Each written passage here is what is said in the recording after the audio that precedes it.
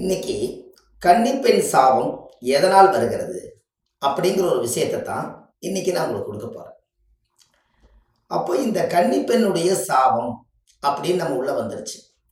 அப்போ இந்த கன்னிப்பெண்ணோட சாபம் எப்படியெல்லாம் நம்ம குடும்பத்துக்குள்ள இது உள்ள வருது அப்படிங்கிறது தெரியும். முதல்ல ஒரு பெண்ணோட சாபம் ஒரு குடும்பத்துல இருந்தாலே அந்த வீட்டில் காசு தங்காது. ஏன்? பெண்ணு தான் மகாலட்சுமின்னு நீங்க சொல்றீங்க. அதுவே ஒரு சாபப்பட்ட தோஷமான குடும்பமா இருந்தா அந்த வீட்டில் மகாலட்சுமி எப்படி தங்கும்? அப்போ ஒரு பெண்ணோட சாபம் இருந்தாலே அந்த குடும்பத்துல காசு தங்காது. அப்போ முன்னோர்கள் அந்த காலத்துல அதனாலதான் காலையில 6 மணிக்கு சாயந்தரம் 6 மணிக்கு கதவை ஓப்பன் பண்ணி வைங்க. அது திறந்து வச்சீங்கன்னா மகாலட்சுமி வீட்டுக்குள்ள வரும், எல்லா வீட்டுக்குள்ளேயும் திறக்காத வீட்டுக்குள்ள போகாதுன்னு சொல்லுவாங்க. அப்ப அந்த காலத்துல மகாலட்சுமியும் ஒண்ணுதான், வீட்டுல வாழக்கூடிய மனைவியும் ஒண்ணுதான். அப்படி இருக்கும் காலகட்டங்கள்ல ஒரு கன்னி பெண்ணுடைய சாபம் ஒரு குடும்பத்துக்குள்ள எப்படி உருவாகுதுன்னா,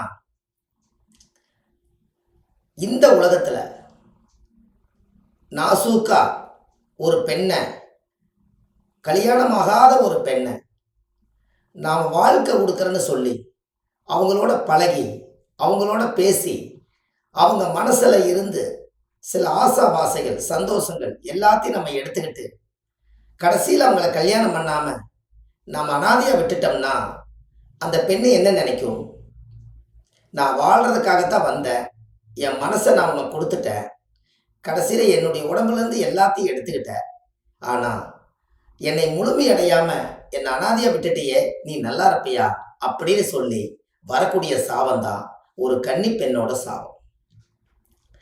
அப்ப இந்த கன்னி பெண்ணோட சாபம் அவங்க வாழ்றாங்க வாழல, ஆனா உங்களை நினைச்சு அவங்களுக்குள்ள மனசுக்குள்ள இப்படி என்னை ஏமாத்திட்டாரே, எப்படியெல்லாம் என்னை ஆசை காட்டினாரு, எப்படியெல்லாம் எனக்கு பாசத்தை கொடுத்தாரு, உலகமே நீதான் நான் நினைச்சேன், ஆனா இன்னைக்கு ஏதோ ஒரு திசை மாறி போய் என்ன அனாதை ஆக்கிட்டியே, உன்னோட வாழ்க்கையில நீ வேக்காடமா போய் இன்னொரு வாழ்க்கை வாழணும்னு நினைச்சினா என்னோட சாபங்கள் எல்லாம் விடுமா அப்படின்னு சொல்லி அந்த கன்னி பெண்ணோட சாபம் நமக்கு பின்னால துரத்திக்கிட்டே இருக்கும்.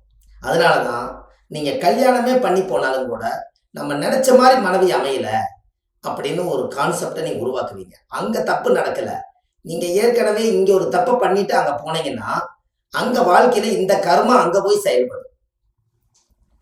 அப்ப இந்த கன்னி பெண்ணோட சாபம் கொஞ்சமா நெஞ்சமா அந்த காலத்துல எத்தனை விதமா சொல்லி ஒரு பெண்ணை வசப்படுத்தி அவங்கள நம்ம கஷ்டப்படுத்தணும், அதுக்கு உண்டான கர்மாவை நம்ம அனுபவிச்சுதானே ஆகணும்.